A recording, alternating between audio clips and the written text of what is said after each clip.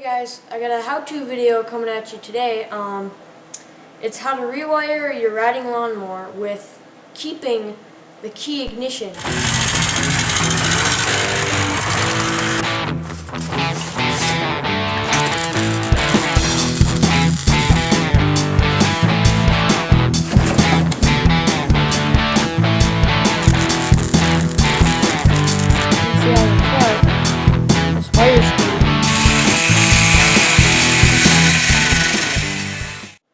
Instead of like most people do with the push button and the toggle switch, this is actually how to keep your regular key switch like this. This is a more simple one. This is from an MTD, from the Fast Tractor.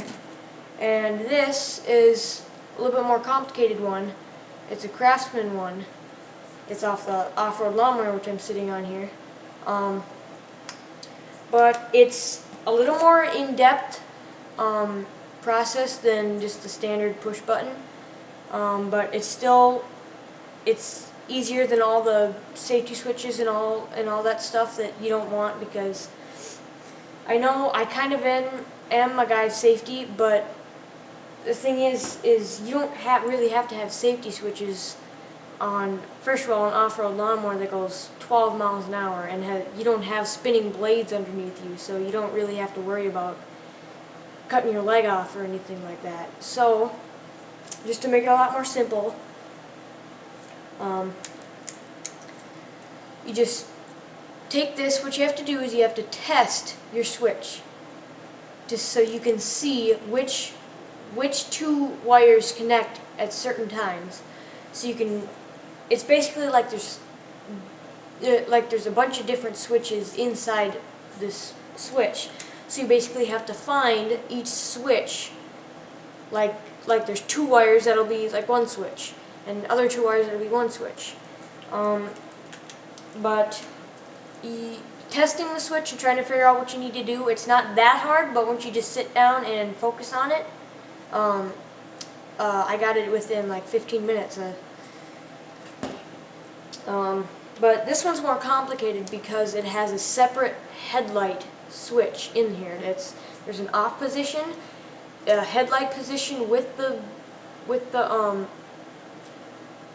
lights on, and just an ignition switch without the lights, and then there's this, obviously, the start position, which springs back. This one just has an off, ignition on, and a start position. So basically we're just going to go through and we're going to rewire the Craftsman off-road lawnmower here. Alright, so I guess we'll start right now. So to test your switch, like I said before, you basically need to find two terminals that touch at the same time. To do that, what you'll need is a multimeter like this. Now if you don't have this, you can just use like a battery and a light bulb, and then cut the wire, and then you can just touch either this to either terminal, and then when the light bulb lights up, instead of the beep that this makes, what I do is I turn it to the ohm setting with the sound. You can see right there, there's the ohm setting, and then that's you find ohms, but then you can also see when something is connected. I don't know if you can hear this on camera, but when I touch these together, might be able to hear that, I'm not sure. Okay, so we'll start with trying to find what two terminals are connected that would complete the circuit when it's on stop. Now you're probably saying, if the engine is off, then why would something be connected? Well, because on the engine is when the coil wire touches ground, it stops the spark. So you want the switch to connect in order to shut the motor down. So we need to find the two terminals that connect when it's in the off position. You can see the little stop right there.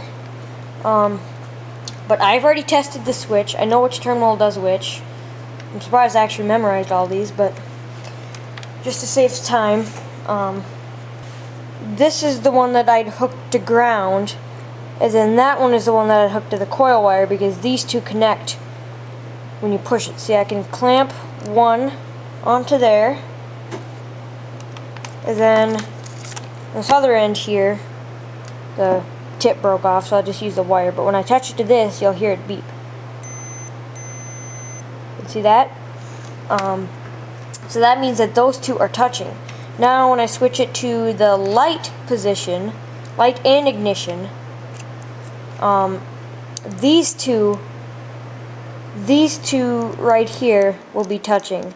So one of these you hook to 12 volts, and one of these you hook to the positive end of the headlights. So I'll hook one to that. When I touch this, it'll beep. Hear it beep in there. So that means when it's in the light position, these two are touching. And also the ignition is on, meaning that the battery is connected to the stator, which is like a generator in your or like an alternator in your engine, if you don't know that. But see, I touch that, ignition is working too, and so is the headlights. So when I switch it to the ignition, the two terminals, the two headlight terminals don't work anymore. See, it's not beeping. But when I hook it to the two ignition terminals, it does beep. So the ignition is working, but the lights aren't working. So basically, when you turn it to the lights, your alternator or stator can still charge your battery. And when you turn it to the start position, it's going to be hard because I have to hold it. But this is the solenoid engagement wire where that hooks up. And then there'll already be 12 volts here and here. So when this 12 volts is connected to this, it also connects 12 volts to this, sending 12 volts to the solenoid, and that engages the solenoid. So I can hook this up to there, and then I can turn the key switch to the start position. Kind of have to hold this with my belly here, but you can see that beeps. Then when I let go of it, it doesn't beep. I'll let go, and turn it on. Works. So basically just need to find each one and then draw a diagram. And I would draw 2 diagrams, and I'll show you that what you do in just a minute. And the 2 diagrams are, you can see the first one, I kind of drew it like this. I drew the terminals, and you can see I marked which ones connect at certain positions. Like those 2 connect in the off position, and then those 2 connect in the start position, those 2 connect in the ignition, those 2 connect in the headlight and ignition position. Then this one, I just showed which terminal would go where. That first one would go to ground, and that would go to the coil. That one would go to the starter, headlights, solenoid engagement, and positive 12 volts on both of those.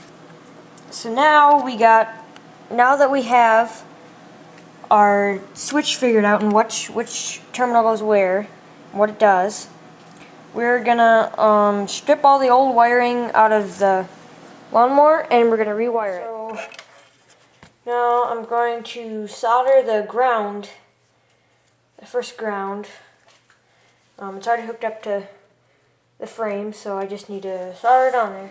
So I got most of the wires and all the junk out of there. I already had the solenoid bolted in there because I'm going to say that I've already rewired this with a push button ignition, but just for this video and because I wanted it a key ignition, I'm going to rewire it again. So the solenoid is already in there. If you're going off-road, you want that high so it doesn't hit water, doesn't get wet. You can see I'm starting to, I soldered that together. It's hard to see, but the solenoid engagement wire soldered. See right there? It comes up to the point that it's supposed to be soldered at, and you can see I'm starting to solder all the wires. This one goes to the stator. This one goes to 12 volts, and it's also soldered to that one because these two go to 12 volts, and it's just more neat when it's soldered to both. And then, like I said, this is the solenoid engagement. And then this one, it goes to ground. Soldered that one, and I still have to solder the other lead to. Well, actually, on this off-road lawnmower, I'm not going to have headlights. I'm not going to need that, so I'm just going to leave that like that.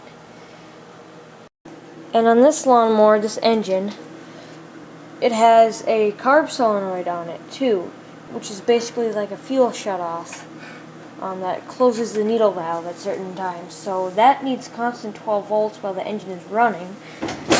So I'm going to hook that. This is gray wire here. Nope, not that one. Gray one.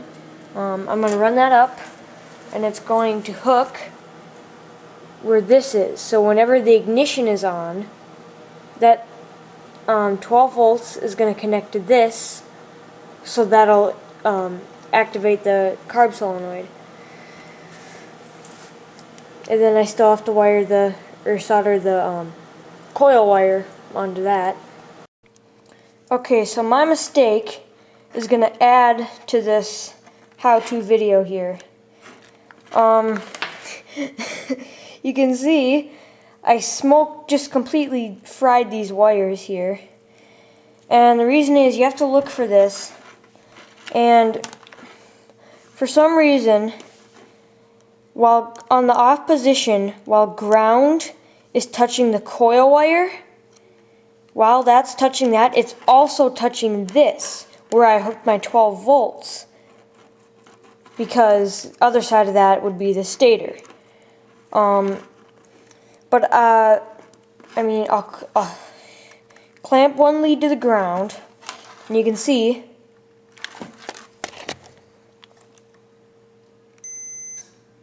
you can hear it beeping.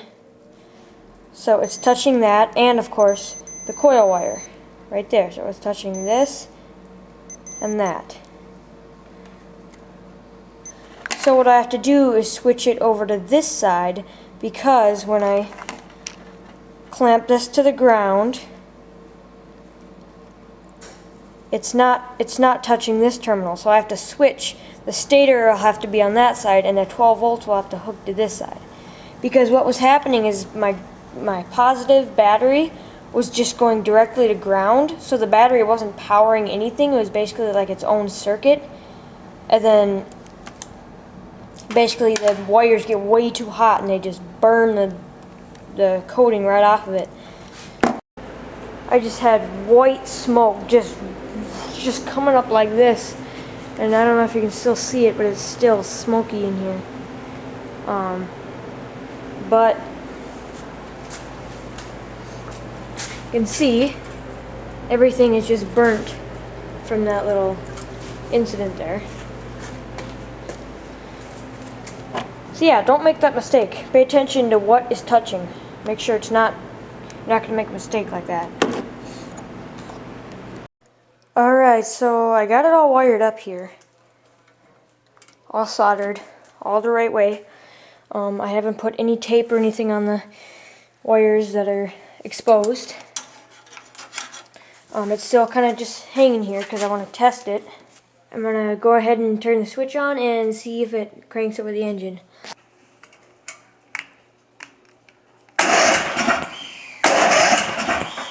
Alright, it cranks over. So now I'm going to hook up the gas tank, and we're going to see if, and I'm going to clean all this up. I'm going to put the switch in, put some zip ties in here, put some tape over the exposed things, and then, like I said, I'll put the gas tank in, and then we'll try and start it up. Alright, so now I got the gas tank on there. It's all, the switch is in. Everything's all good, and I'm going to start it now.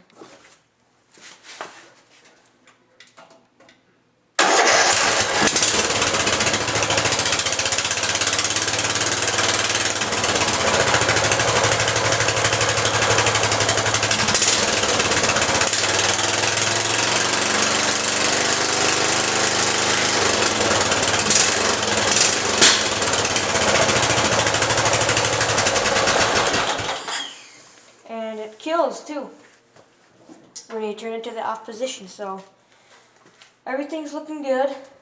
I hope this video helped. Rate it up if you liked it. I'm gonna try and make a lot more